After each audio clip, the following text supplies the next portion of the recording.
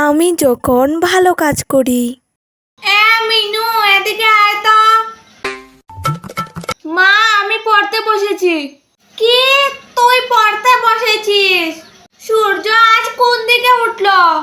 আমার মনে হয় সূর্য আজ দক্ষিণ দিকে উঠেছে। যে তুই পড়তে বসিস, দুগ্গা দুগ্গা।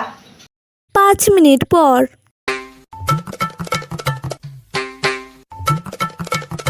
ওরে বাবা গো, আমার মেয়েকে ভূতে টুতে ধরেছে নাকি? কেন মা? তুই যে ঘর ঝাড়ু দিচ্ছিস। ও, তুমিও না মা, হঠাৎ একটা কথা বলো না, আমি তো পুরো শকড হয়ে যাই। আমিও তো আজ তোকে দেখে শকড হয়ে যাচ্ছি। বাদ দাও তো।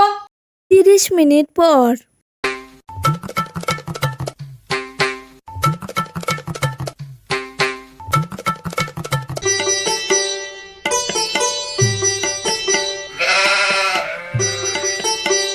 কে কোথায় আছো? তাড়াতাড়ি দেখে যাও, তাড়াতাড়ি দেখে যাও। আমার মেয়ে ঘর গুছাচ্ছে। তাড়াতাড়ি আসো, তাড়াতাড়ি আসো। কি হয়েছে গো, কি হয়েছে? কি হলো, কি হলো? আমার মেয়ে ঘর গুছাচ্ছে। কি ঘর গুছাচ্ছে? আমি তো ভাবলাম তোমাদের বাগে টেনে নিয়ে যাচ্ছে। এমন শুরু করেছো যেমন মনে হচ্ছে পঞ্চম যুদ্ধ জয় করে এসেছো। বাপরে বাপ, আমার মেয়ে কি আর করে না? যত ঢং! আমার মেয়ে ঘর গুছানো ধরে, রান্না ধরে করে, সব কাজ করে। ডান্স মেরে অনেক কথা বলে ফেললাম। আজ গিয়ে মেয়েটাকে ঠিক করতে হবে, না হলে তো শেষ। হয়েছে মামি, আমার মাকে কানমন্ত্র দেওয়া, যাতে আমাকে আরো বেশি বকতে পারে।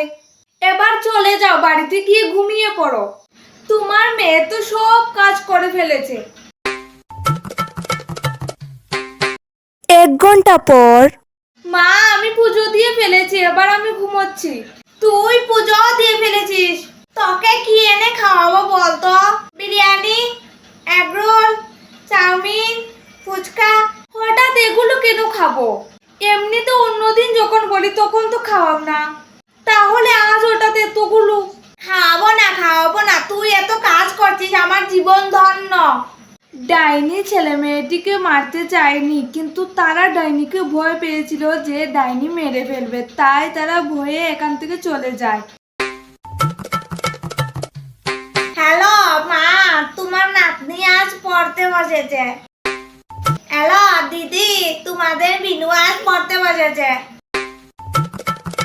হ্যালো, তোমার ননদ আজ পড়তে বসেছে। সুখের খবর, সুখের খবর। ধুর, আর পড়বই না। সব সময় বলবে আমি কিছু করি না, আমি পড়তে বসি না। আজ পড়তে বসেছি বলে, কাজ করেছি বলে সবাইকে গেয়ে গেয়ে বেড়াচ্ছ। লোকে কি বলবে? মা, তুমি আমাকে কিছু ভালো কাজ করতে দেবে না। নাও, আবার আমি আগের মতো ফোন দেখবো আর ঘুমোবো। কি রে, উঠে গেলি কেন? ও, আমি যে এত সময় এত কথা বললাম, তার মানে তুমি শুনোনি, শুধু ফোনেই কথা বলে যাচ্ছিলে। না, আমি তো ফোনে কথা বলছিলাম।